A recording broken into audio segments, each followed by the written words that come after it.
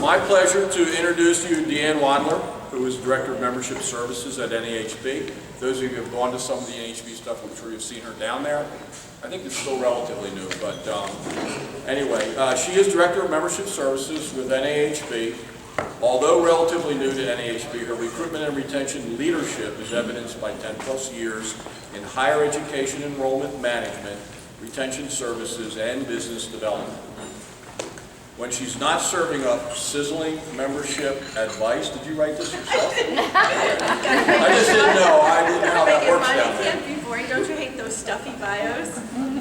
Or navigating DC traffic with ninja-like moves. You can find me fumbling my way through meditation class, hiking and biking with my boyfriend George, and rolling around with our adorable Yorkies, Martini and Rasta. See, now you have a little insight into my personality. So I'm sure this presentation is going to be every bit as truthful as the bio was. So DeAnn, thanks for coming up today. Thank you. Thank you, first of all, everyone, for having me. I see a few familiar faces here. We are going to move fast today, so hopefully I won't lose anyone in the process. There's a lot to cover. It's a thick PowerPoint, but it's a lot of pictures, a lot of imagery, just to familiarize you with the Touch program, what it looks like, and how to navigate through it. I want to say up front, if anyone is using the Touch program and they have specific questions or they need help with your program, I will stay afterwards. I brought my laptop and we will dock in and log into your program itself and walk through it, and hopefully I'll be able to answer your questions, and if not, I'll be the one to bring it directly to the vendor and work with the vendor for a solution. I also want to identify that we are going through version 3 progress, so if you have suggestions, things that you would like to see, although we have already negotiated those changes with the vendor, it is not too late, hopefully, to bring it to my attention and see if we can slip it in there. Some may be major changes, some may be minor, but we'll see what we can do. So first of all, oops, where's the mouse? Here we go. Can everyone hear me? Who here uses Touch already? Oh, that's great. So this is going to be a review for a lot of you who are already using it. We use it, but I have no idea what it is. Okay. I just know we're on it because of my predecessors. Okay, well this is great because you'll at least want to see the customization and the features of the program itself, even if you're not the one who's administering it. Now Pennsylvania is a rare entity, and I have to congratulate the state. 100% coverage is their subsidy when I asked them, because a lot of the states do have subsidy programs, but it's minimal. They have 100% coverage for 100% of your members. So if you're not using Touch, which is a free program to you, let's see what we can do after this, because it costs you absolutely nothing here in this state. So what is Touch? First of all, today what we're going to cover is just an overview of the system, how it works, pricing and billing, managing Touch, and then out of curiosity, how are other HBAs choosing to use it across the Federation? More specifically, what are Pennsylvania HBAs choosing? And then I also want to share with you a promotion that we're doing with Touch Plus with the upcoming Associate Appreciation Month that you have in September. In November, we have Spike Appreciation Month. So, Touch, what is it? It is a retention piece that is designed to go out, retention communication tool that goes out to your members. It has your choices, and by your choices, I mean your choices of content, your choices of sponsors, your choices of who receives it, whether you want just your high-risk members, which are year 1 and year 2, whether you want your medium risk, which is years 3 through 5, or whether you want your high risk, which is years, obviously, 5 and above. It's your message, up to 80% of it is customizable, which is pretty unique. And it is cost and time efficient communication. In essence, it's really a set it and forget it type of program. Now, many of you already know the 3 pillars to membership retention, and I've been looking at some of the things along the wall. 3 pillars is structured and regular consistent communication to your members, an onboarding orientation program, which is incredibly important, and then an ambassador or a mentor program. Now, recognizing that many of the HBAs are small with reduced staffing and budget cuts, it's very difficult to meet all of those. So today we're going to talk about one of them, structured and regular and consistent communication.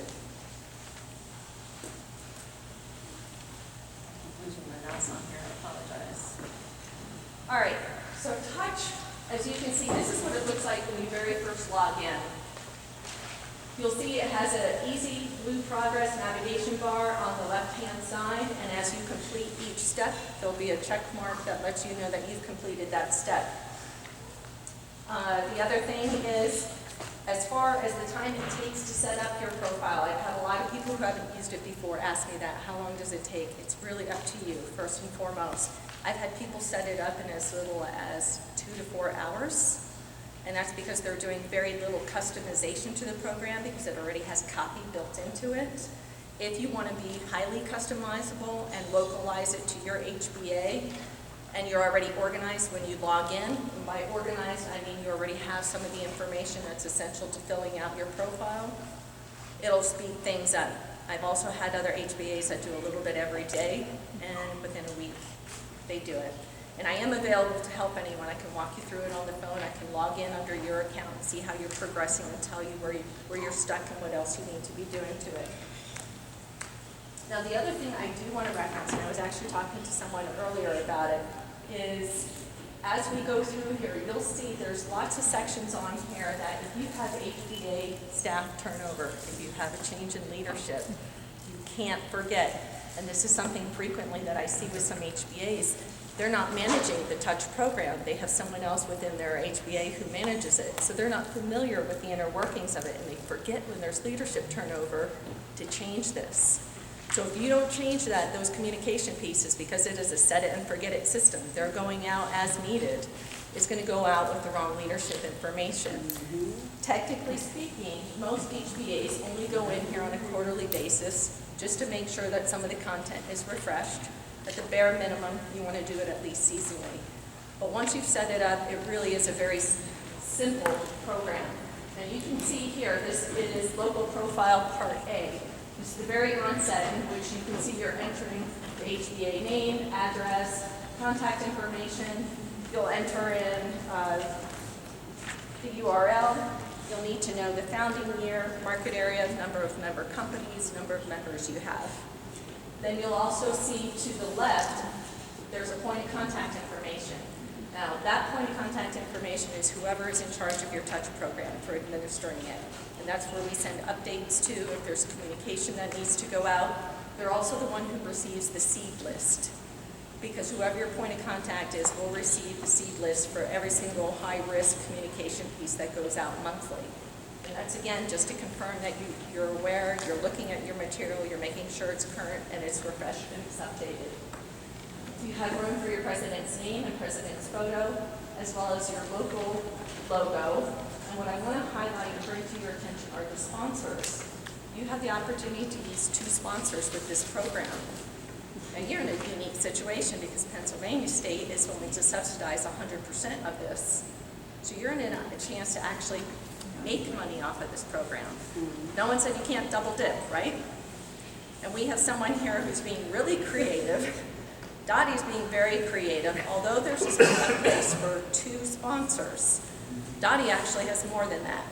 Now you have the sponsored logo that can be inputted in there is 300 dpi. That's the minimum quality that you have to use in order for it to be accepted. And the image itself is only 1 inch by 1 inch. So that's not incredibly large. But Dottie's being creative enough somehow that her sponsors are buying off on a reduced image because she has at least 4. And how you're doing that one, I don't know. I merge my images into one image. I make it one image. Now, ideally, if you do 4, you split that 1 inch in half, as long as you're creative with your imagery, and you can put 2 sponsors in a 1 inch by 1 inch slot for the photo.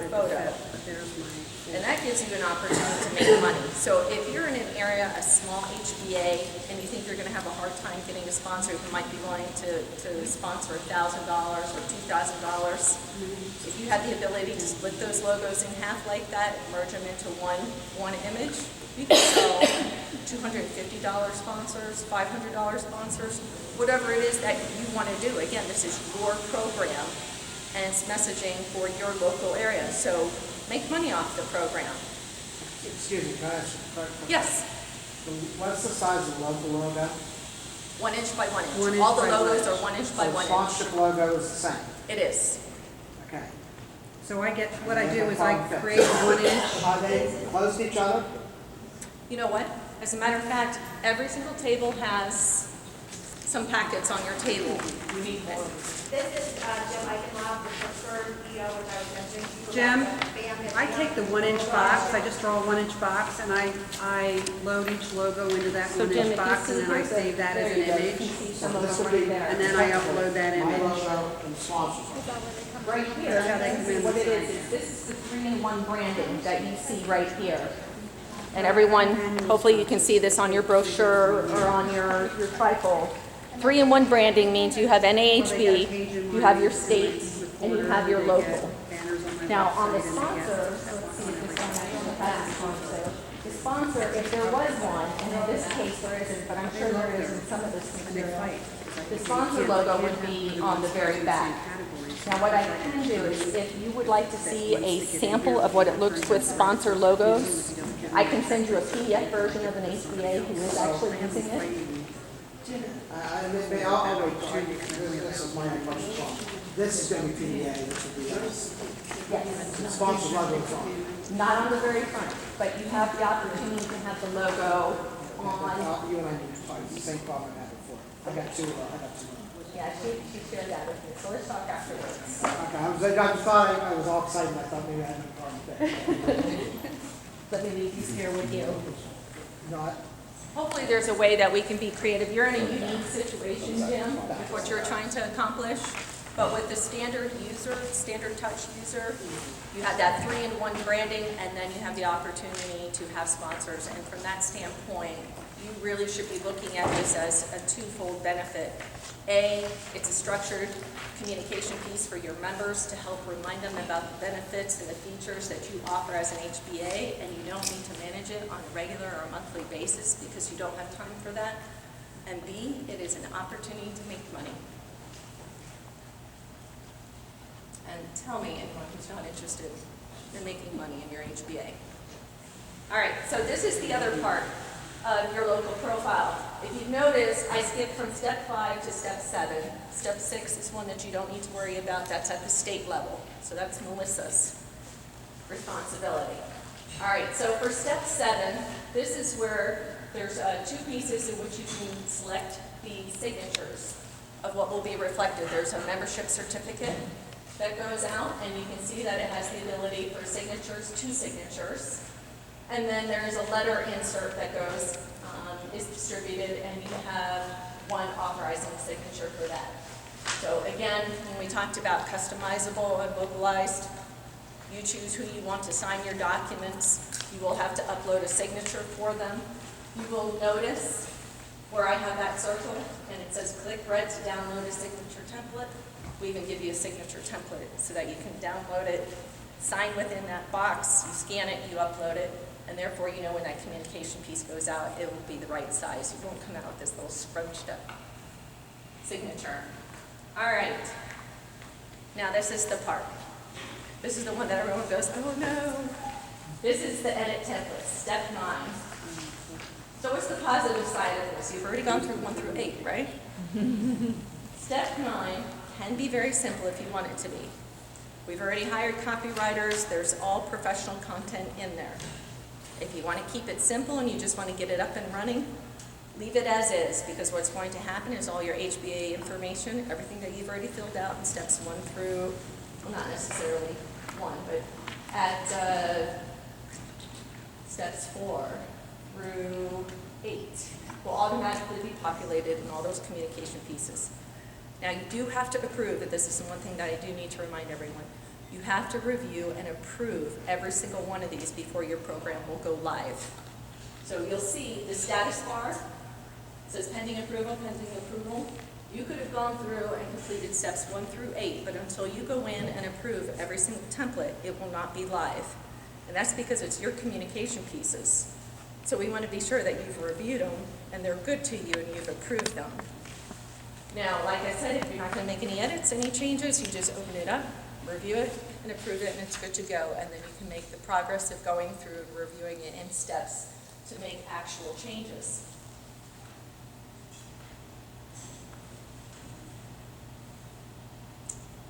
there's welcome email. Let's see, the mailing.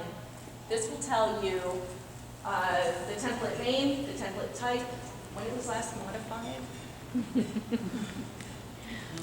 When it was last modified. Oh, yeah. 2010. So that tells you something because your content should be fresh. You do want it, at least seasonally. I'm sorry. As you can see where it says last modified, that's crucial. So it is important to go in. Even if you have someone already managing your touch account for you, jump in, get the username and password and jump in and just make sure that it's been reviewed and updated, you know, at least within the last calendar year instead of 2 years. But that is, I need to let you know that's not uncommon to see that. Now, you see where it says distribution month. That actually tells you which month your member is receiving that piece. And I'm going to go ahead and hand a couple of these out.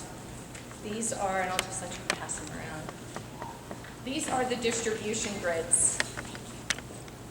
And that will tell you every single communication piece that is going out to your members and at what time it's going out.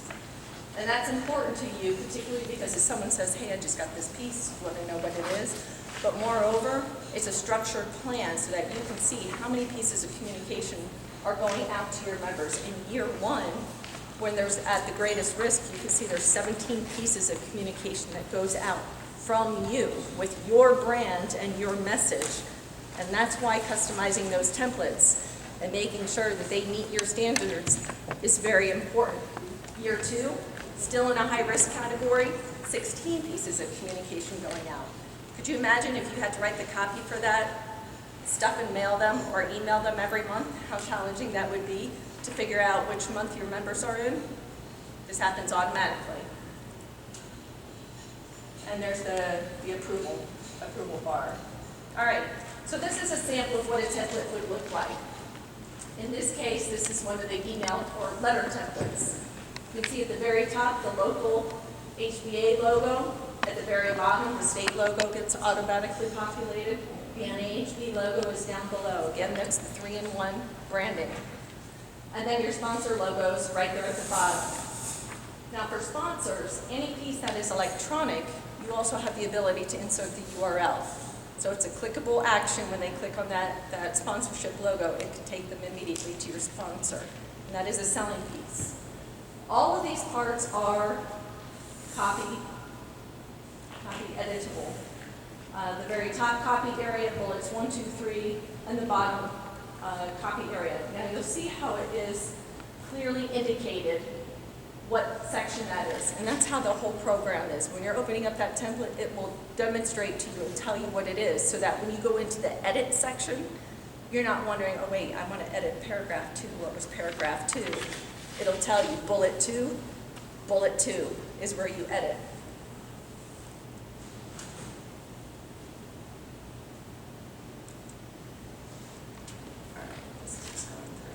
Question on this grid that you handed out. Yes. This is rolling based on the sign-up date, correct? It is based on the anniversary date Right. of the member. So with the exception of the one that says September, which is the IBS email, these are going out every single month, assuming you have someone in that month. Absolutely Okay. right, based off of their risk category. So if you have someone who's a medium risk, whatever month they're in, applicable month they're in, they'll be receiving that communication piece. If they're a high-risk one, they'll be receiving whatever piece that is for that high-risk month category. So here's what it looks like if you are actually going to edit something. You can see, can you hear me when my back is turned to you? Can you still hear me? Okay, let me turn sideways more. On the upper left-hand side of this slide, you can see this is everything that's auto-populated from what you inserted earlier in your earlier steps as customizing your local profile. Now when you're in the template itself, the copy, you can see the copy that's already in there. It's inserted in the light gray area. You only need to click on the overwrite default copy. You can see bullet 1, bullet 2. Very easy to identify what you want to change. And once you click that overwrite default copy, come back here.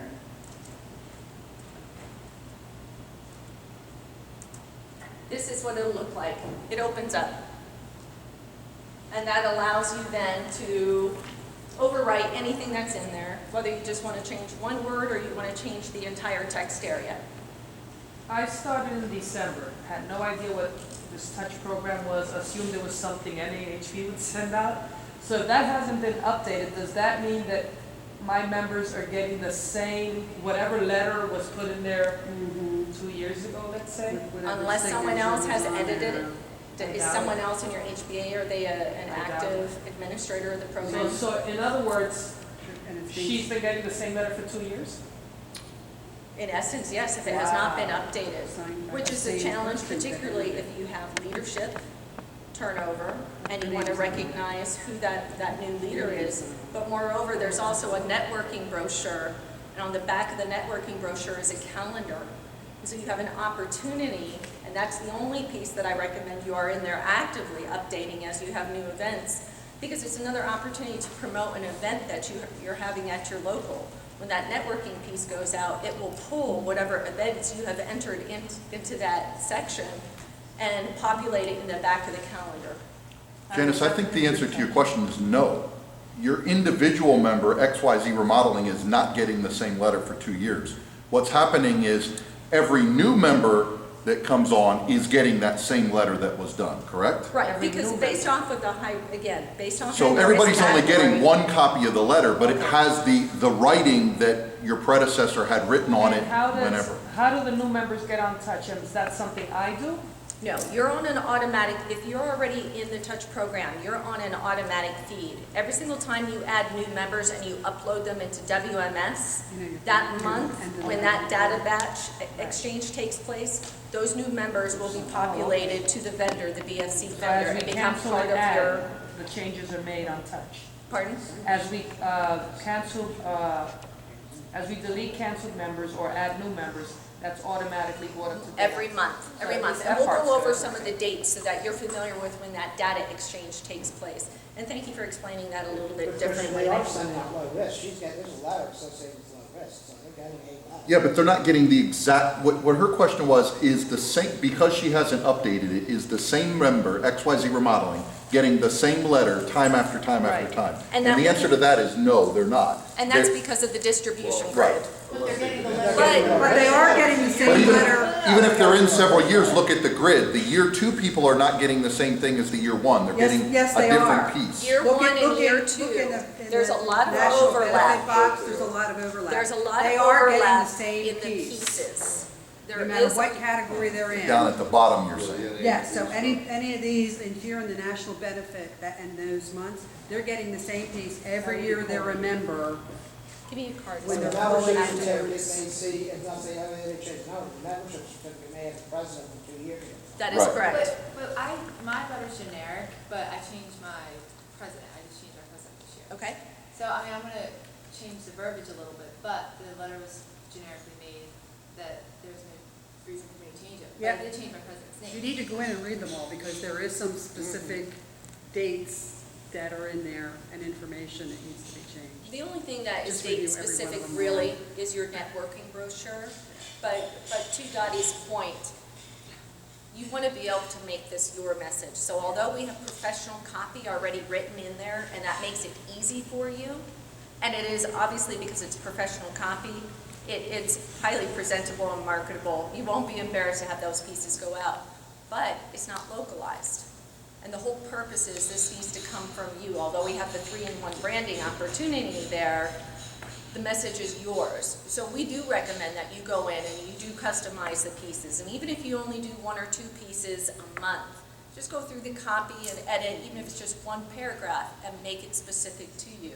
And then set a calendar that maybe, in the fall, you look at it again. With the exception, if there is any turnover, that needs to be changed right away, because you want the members to be receiving updated communication as far as who the leadership is within the HBA, and if you're having an event. Other than that, guys, it's a really easy to manage program. It's just going in, setting it up the first time, and then managing it thereafter. Jim? DeAnn, what is the cutoff date for making changes to when they are effective? Because when you have a changing of a president, it begins usually for most of January 1st.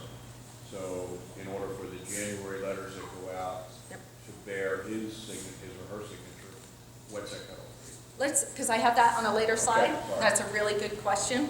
Let's hold that one if we can, only because I'm trying to be conscientious of time for you as well, and I know there is a lot to cover, and there's going to be a lot of good questions. Now, if you are editing a section, it's also important to know how much space do you have, because if you're going in and editing a template, you can't have so much content in there that's going to push the template out of a marketing presentable form. These are all wireframes. They've been built as wireframes. So as you're customizing your content, it will tell you how many characters you have left. That way you can edit your content to fit appropriately into that communication piece. All right, now this is the part that I really want to highlight to everyone. At the very bottom, and I have two examples here. I have one of a print document and I have one of an electronic document. After you've made any edits, you have the ability to preview, which you will be previewing, send it to yourself if it's an electronic piece. As you can see here, this bottom picture, can you see in the gray where it says to send a preview email to yourself? Do that so that you can see what it looks like electronically and make sure that then, I'm one of those anal people. I need to print things out, read it, and I mark it up to make sure that all changes have taken place. The other thing that you have the opportunity to do on the upper left, that is a print document. So let's say that's a brochure. You have the opportunity to download it as a PDF. You can preview it online or you can download it as a PDF, print it out. Take some time, even if you don't get to it that day, the next day, review it, make sure all the corrections are in there, you want it exactly as you want it before you approve it.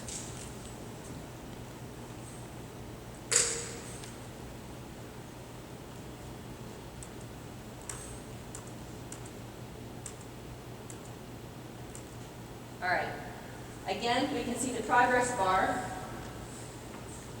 and you can see some of them have now been approved, and some of them are still pending approval. And that's important because, again, if you'll remember, I said the program won't be active until you've approved all templates. So if you need to check on your status, your progress, and see where you're at, this is an easy visual way to do that.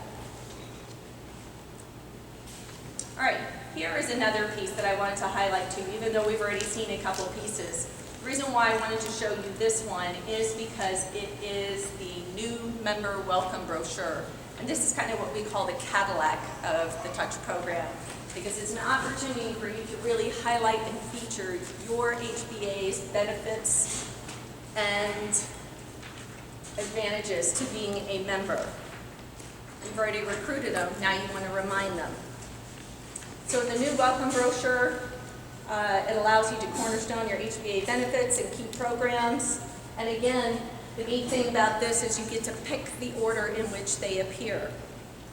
So if you're given 7 sections, again, copies already written in there, and they tend to be the most basic ones that we hear from the HBAs, and that came from a pilot program.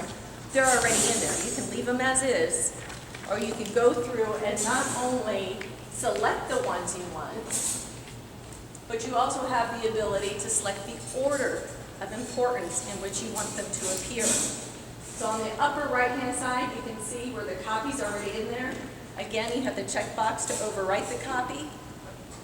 And you also have the option to select the order in which you want it reflected based off of importance for your local.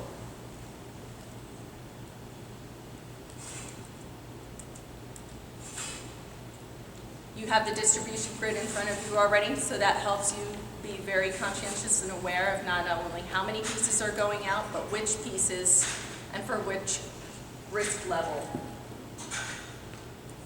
Now, something that I also want to highlight to you is, if you'll see where it says target month 10, at the very bottom, benefits renewal email, that one's important because that gives you an opportunity to remind them of everything that they've gained from being a member for you for the past 10 months before they get the invoice.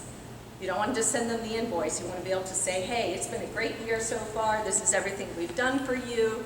This is everything the HBA has accomplished. And then within 30 to 60 days later, they get their invoice, and it's fresh in their mind as far as the value of their membership. That's month 10. That's month 10. That's when we bill. Pardon? Most HBA's bill 60 days out of the anniversary. So that's what I'm saying, that would be. That is month 10 of that new member's membership. Yeah, 60 to So 90. that will arrive when the invoice comes.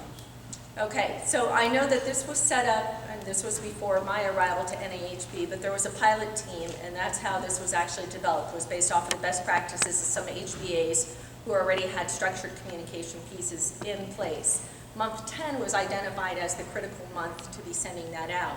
If that does not align itself with your invoicing, I can't make a change within the program based off of one HBA, but what I can certainly do is approach our local users. It's a minor change from a time. This week on the listserv, this topic, what related to this was all the buzz. So you probably have 30 or at least 20 some HBA EOs from across the country that have commented on when they bill. And I think, for the help remind me, those of you that have been reading the email, 60 to 90 was pretty common. Okay. Pretty So common. if you're 60, that comes when the invoice comes. But I was just in your presentation, you said, this will come before your invoice. That's not the practice. The practice is we bill 60 days ahead, Okay. cancel 60 days after. All right. Well, I'll If tell you that's what the we'll standard, I do. think We'll it's send fine. out a survey, a brief survey because this is the benefits of this being a program that's designed for you. This isn't an NHB program. This is a program that we helped subsidize to create it, but it was based off of HBA wants and needs and their feedback. So we'll send a survey out to all the current touch users and find out when they invoice. And if we have the majority of HBA saying, hey, we're invoicing before you're sending this out, we'll work with the vendor and we'll make an adjustment to that. See, you don't have a 9, that could just easily be moved to a 9. You don't have a 9. Yeah, it's not I mean, as far as when we send it, it's not a big change within the program itself. It's a minor coding thing. We just want to make sure, obviously, since you brought this to my attention, that I survey the other touch users, and if they feel it's advantageous to make that change, 30-day advance change, not a big change for us at all. Some people may take the position, I want that to land when they get their invoice. I mean, Okay. but that's when we invoice. Well, no, and this is good. This is one of the benefits for us doing presentations like this and being highly engaged and talking to our touch users, because we have the ability to make change based off of wants and needs, provided it's the need for the majority.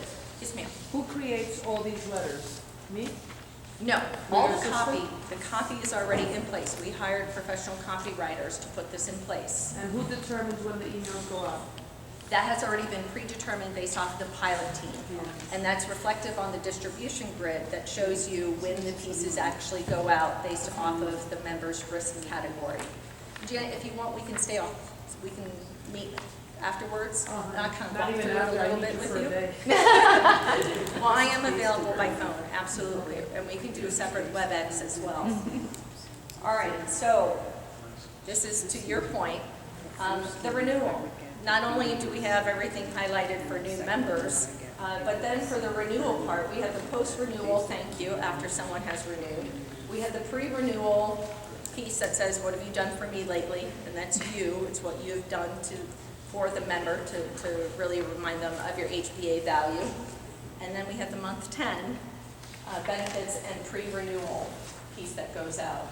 Let's talk about billing and pricing, although in this case, because your state covers that, you're really at an advantage. But I think it's important actually for you to understand the investment your state is making in your ongoing success. For a high-risk year 1 member, you can see that they receive 17 touches throughout the year. 4 letters, 9 emails, 1 member certificate, 1 postcard, and 2 brochures, for a cost of only $8.93 per year. And that includes postage. That's everything. Now I have to ask you, would you be able to create that on your own within your HBA at a price point like that? Let alone even talk about the staffing time to make sure that you're creating or working through VistaPrint or whatever other option you're utilizing to get those commercial pieces, those marketing pieces created, and then managing the time to make sure they go out based off of high risk 1, high risk 2, medium risk, and you're receiving which piece on which month. It would be so hard to manage. But because this is all done through technology, it's automated. Your only investment is just creating your profile and making sure that you're editing your copy. Wouldn't you say that not only at a low price of $8.93, even if you were paying for it, it would be worth it? So what's your cost? Is it worth your time to set it up? Is there absolutely any reason you guys can think of for not setting it up and sending it and using it? Other than other than your unique situation, you're different. But for anyone else, really. Okay, who is not using it right now? Who's going to be using it? Keep your hands up. Okay. Can I ask you one question too, again about sponsorships? Can you Yes. rotate those sponsorships out on a monthly basis? You can rotate them as much as you want, but So that again- also gets into timing, so I want to talk about that because that's in response to Jim's question. I just lead it back to when you talk about bundling and the benefits, maybe, you know, it's one of the Absolutely. ones that you talk about the bundle package, and you get a certain, let's say they're a $5,000 sponsor, and they get 1 month of the touches. And you flip in their, drop in their logo for that whole package that goes out that one particular month. Just throw it out as an option. You might want to, I know, if you raise the bar, add value, put it in your bundle package as a $5,000 pillar sponsor or whatever, if they get 1 month or 2 months of the touch. You're absolutely right. And for anyone who is attending the Institute in Portland, we are also hosting an educational session on sponsorship CPR. It's not going to be limited to touch. As a matter of fact, we don't have any presenters off that I can think of that are discussing touch. But it's sponsorship overall, how to jumpstart your sponsor programs within your HBAs. And all of our facilitators are EOs that are doing it successfully. And hopefully there'll be some things that you can take out of that to help you and also help you with this. For a low-risk member, go Sorry, ahead, I just Melissa. want to say also with the sponsorship stuff, because PDA is doing 100% subsidy for this program, that's really an opportunity for you guys to have another non-dues revenue source, because the money that's coming in from that, you don't have to build into your expenses on the back end for being in the program. That's money going into other programs and usage for you guys right now. That's absolutely right. For a low-risk member, look how low the price is. And they're still receiving 11 pieces of communication inclusive of postage for only $2.83. Well, and multiply that by the number of members that you have. And then that tells you each other sponsors, they're going to get, your logo is going to be sent out to your members Absolutely. 11 times. Without the staffing time to have to manage it. And for those who aren't using it, or for those who started and then became inactive and didn't complete your profile, I actually did a spreadsheet for each of you on what the cost would be for you annually, based off of your current member population. And it's a real opportunity for you to see what you would be spending if you were paying for this. That's not if you were paying for it outside this program, because it would be even more, because NAHB is subsidizing a portion of this. But you can actually see what it would cost you, knowing that your state is paying for it in full. How many years does this actually go? As long as you want it to. Now, keep in mind that in order to really assess the effectiveness of the Touch program, it really does need to run 2 full years, 18 months to 24 months. And logically, it's because you have a member who's a first-year member. They're just receiving all the pieces. They have to at least get past their renewal for you to know whether that was an effective retention tool or not. In this case, at the very least, and not to minimize the program, but it's no cost to you at all, and it's structured regular communication going out to your members, we're reminding them we're here, we have events, we want you to be involved, this is what we're doing on a regular basis to help and invest in you and your success. It's a win-win solution. So this is an example of what a cost would be for an HBA. As you can see, they have 69 high-risk year 1 members, 27 in year 2, 48 in medium risk, and 93 in low risk. You can see the price point of what each one would cost them annually for postage, and then you can see the cost of what it would be, inclusive of postage rather, and then you can see the total cost down below, which would equate to, on average, $108 per month. Now, I say on average because don't forget this is based off of anniversary year. So you may have some members, more members in 1 month, so it may run you 121 month and 95 another month. But that's just a way to kind of visualize what the cost would be if you were paying for it yourself. All right, let's talk about managing touch, because this is a conversation that Jim had with me earlier and asked the question here, as well as I had with Dottie. I want to explain to you the process in which this data gets exchanged. Because although as an administrator of the program, you have the ability to go in and make changes whenever you want. You can change it daily if you want. But your communication pieces are only going out once a month.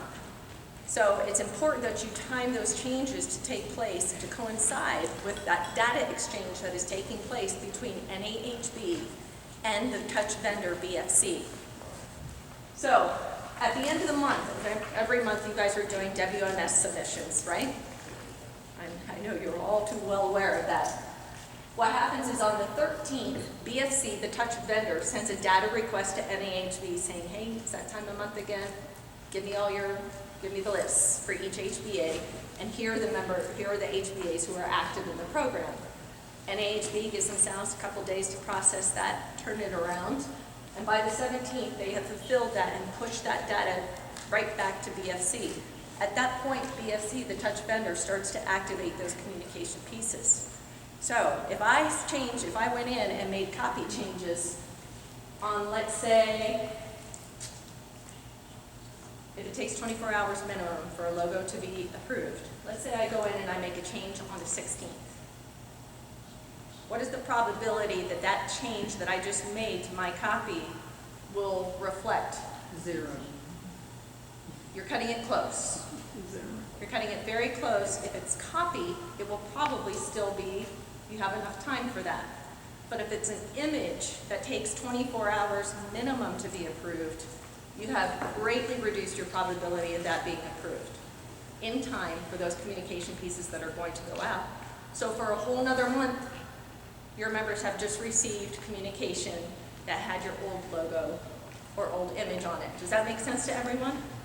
So it's important that you recognize that if you are making change to the system, if you're making any image changes, signature changes, image, particularly when it comes to sponsor logos or what have you, you do that ideally no later than 13th, at the time that BFC is asking for data from NAHB.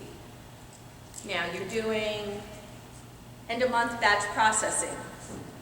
Let's put another scenario out there. Obviously, anyone that you've submitted at the end of the month has an accounting process that goes with it. That's why it takes until the 13th.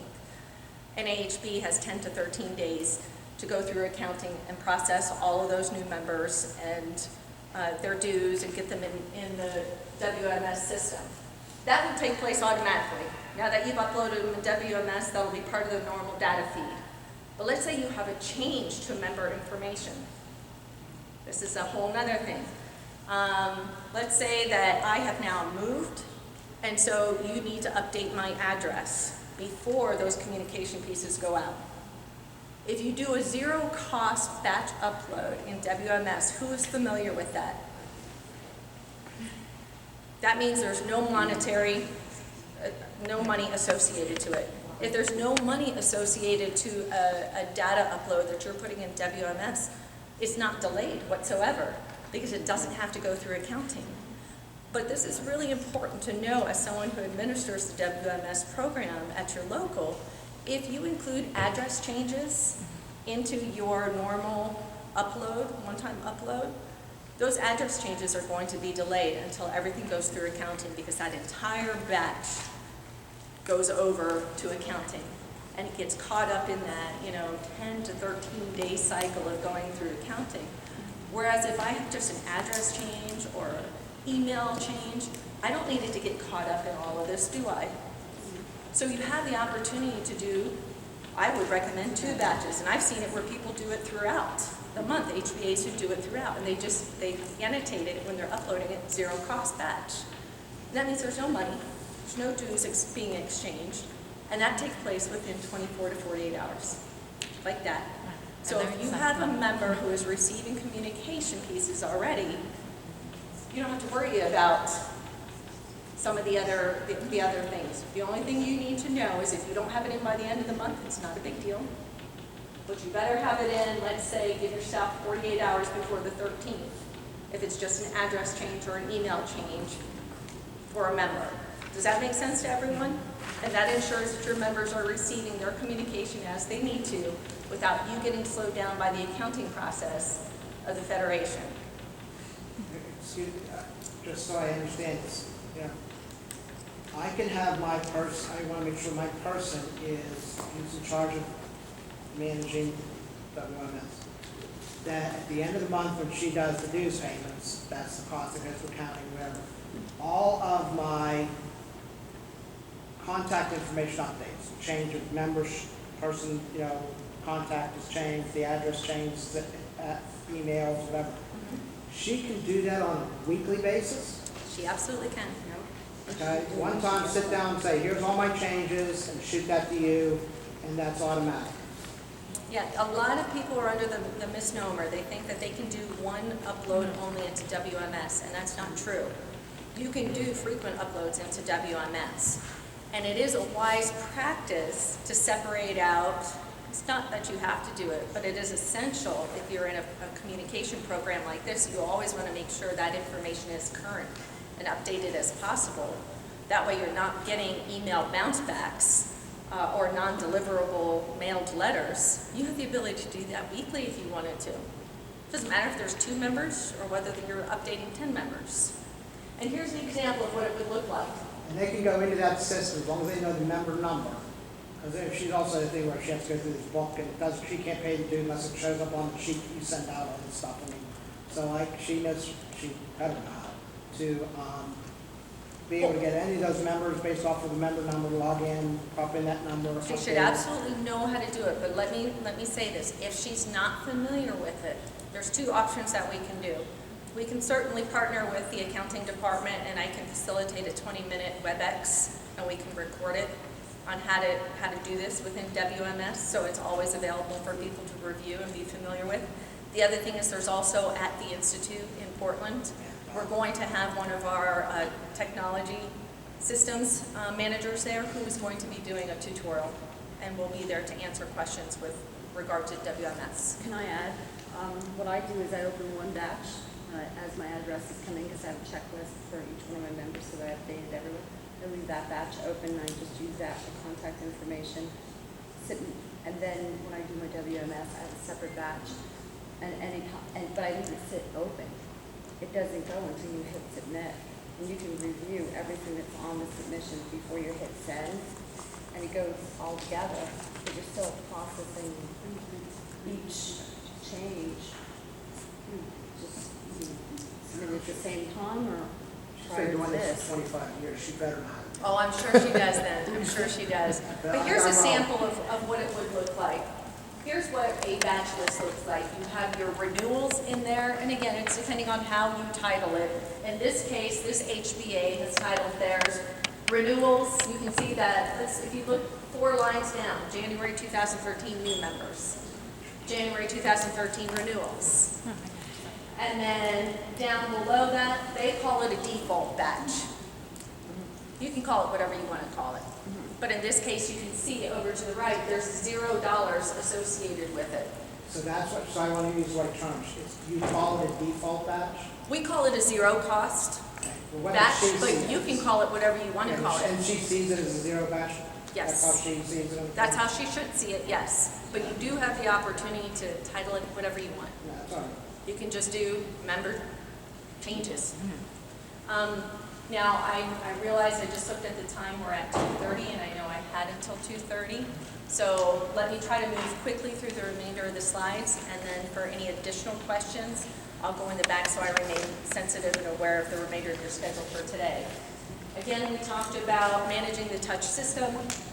Be sure that you are sending yourself a sample email, that you are reviewing and PDFing everything for accuracy, and being aware that you do have a seed list that you should be managing and watching. Now here's another feature of Touch, which is really cool. You may have some members who don't want to receive any communication from you. We all know we have them. You have an opt-out opportunity here, and you have 2 options for the opt-out. For your members, you can choose a member, let me rephrase that. A member can completely opt out of receiving any touch communications, postal or email. And then you have the email opt-out. So some people are overwhelmed with their email, they'll send you a notice saying, I don't want to receive any more email from you. You have the ability to go in and opt that individual out of receiving email. Not your whole membership, just that particular member. That's why you have so much customization in this program. The other thing to keep in mind is this looks so much like you, comes from you, it is you.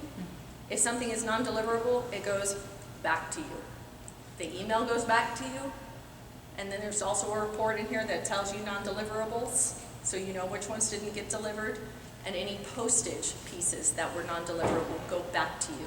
That's your indicator that you have an address change that you need to pay attention to. Do emails get sent from our address, our email address? They do. All right, so just to keep you aware, we are revamping the networking brochure. We'll have a new one. Has the option for the photo for the president. There's new copy. There's new options in there to feature things like 20 clubs. There's new layout, and again, we talked about the calendar and your ability to update the calendar. Melissa, how are we doing? About 5. Okay. They didn't get the hook yet. All right. If I don't get to anything else, let me at least remind you of this. We will be having version 1.3 that rolls out mid-September to late September. I've been working very closely with the vendor. We're going to have a new website, and then the interface between the website and the actual system will change and become much more user-friendly and enhanced, and we are making some application changes on the back end. So as I indicated earlier, Jim, if anyone has questions, if anyone has some asks or requests, although we've already negotiated all these changes with the vendor, now's the time. If it's a minor change and requires very little programming, I might be able to slip it in with this next version. Otherwise, at least it's on my radar for the next version update. And then one way to keep in touch, and I will forego probably the remainder of the slides just because of time, but they are on your handouts. We do have an NAHB Touch Users Group. If you are going to be using Touch, or if you are using Touch, we highly recommend you join that Facebook group. There's interaction directly with the vendor on that site, in addition to the NAHB staff, such as myself, who manage the program. Yes, sir? When you said the website's rolling out, is that a whole NAHB or just Touch stuff? No. Don't get me started on that one. Okay, it got me excited. Got you excited. I was like, I learned something new today. No, and Amazing. outside, because this is a vendor we're working with, we are working on a website with that vendor, specific to all things in the marketing portal, which we are now going to be reterming the Marketing Resource Hub. That's where you order your pins, membership pins, leadership pins, spike ribbons, where you order marketing collateral pieces, as well as manage the Touch program, Touch Plus program. So you're going to see some significant changes rolling out this fall, and I think you'll be pretty impressed with them. I have one request. Yes, ma'am. When you go back and you edit your templates, could you ask them to somehow save the credit card information until somebody goes in to change it, like a check, so it locks it in? And it should. I think there was a, and I hate to bring up any negative, but whenever you're dealing with technology, sometimes something happens every now and then. We did have, and this was what, about 6 months ago? Then it happened again. Okay, Because I went through, and then I spoke to BFC directly, and they told me that after I edited my templates, I had to go back out and go through the last steps and reconfirm my credit card. And all right, why don't you send me afterwards? Okay. Give me your business card. I work very closely with the program manager at BFC, so whenever there's an issue that their technical assistants can't work with, obviously because we subsidize a portion of it in the development, they're pretty responsive. I find them to be very responsive, period. But again, as with any organization, the higher up you go, sometimes the more responsive they are. So if you have an immediate need that you're not getting a solution for, I have my business cards here. Please make sure you grab them. Mary Spooner is also a membership services manager. So between her and I, we will make sure that we get you the help you need, whether it's getting into the program or help managing the program, or if you have a challenge or a little glitch that happens during operations of the program. since we need to end, I am going to leave two things here with Melissa. And I want to highlight that we also have the Touch Plus program, which is a mini marketing campaign program. For those of you who were here last year, hopefully you'll remember when we did the Associate Appreciation Month campaign, the promotion in Touch Plus, where NAHB paid for the email that was going out, and you have the ability to, again, go in, customize it, but you get a sense of what the Touch Plus program feels like. And then there is also a postcard that is available, and that is at 46 cents is the promotion price. We are subsidizing part of the cost for you. So I am going to leave the flyers here because not only do we have this for the Associate Appreciation Month, but it's also for Spike Appreciation Month. If you opt not to use the postcard, you can use the email at no expense, and it goes to your Spikes, and it'll go to your associate members, and tell them that you greatly appreciate their involvement and their commitment. And because we didn't have an opportunity and today's session was not based on Touch Plus, I also created a quick 2-page tutorial on how to use it, so you have the reference sheet. Okay? I have one question. Can we set up a so-called dummy person to the so we know that the pieces are going out? I know our local sometimes gets it, but sometimes I'm always concerned, do they really go out? Because I never gotten anything kicked back. There's an actual report. There are several reports within the Touch program itself. And if you want, you and I can meet offline and talk about that. But there's reports that'll tell you which ones were undeliverable and which pieces went out. Because I never gotten any back. And if you're the seed list, if you're the point of contact, that means you are the seed list recipient. But it's not for all risk factors. It's not for low risk and medium risk. It's just for high risk level 1 that you are the seed list to make sure that that content is always fresh. I want to thank everyone for inviting me. I will be in the back of the room, so if there's any further questions, we can talk about them then. My business card, in case you want to call me afterwards, okay? Thank you, Jim. Thank you, DeAnn. I just have 2 comments regarding Touch. For those of you who are in the program, but specifically for those that are thinking about it or not in the program currently, it is 100% subsidy right now from PBA. And one of the things that we did a couple months ago was we actually worked with NAHB and DFC, the company that runs the program, to actually, instead of having to pay for it yourselves and wait for a reimbursement from us quarterly, we actually provided our credit card number. So when you initially set it up, you may have to put your number in there, but let me know immediately, and I will let BFC know, switch that out to my credit card, the business card, and that way you'll get the invoices, but they're already paid through PBA, so you don't have to wait for that reimbursement. We're automatically paying those for you. So I just wanted to let you guys be aware of that. I know we have a couple new ones that I think that went smoothly, and the first invoices should have been paid. Also, don't forget to fill out your evaluation forms for DeAnn in the session. So I was being evaluated?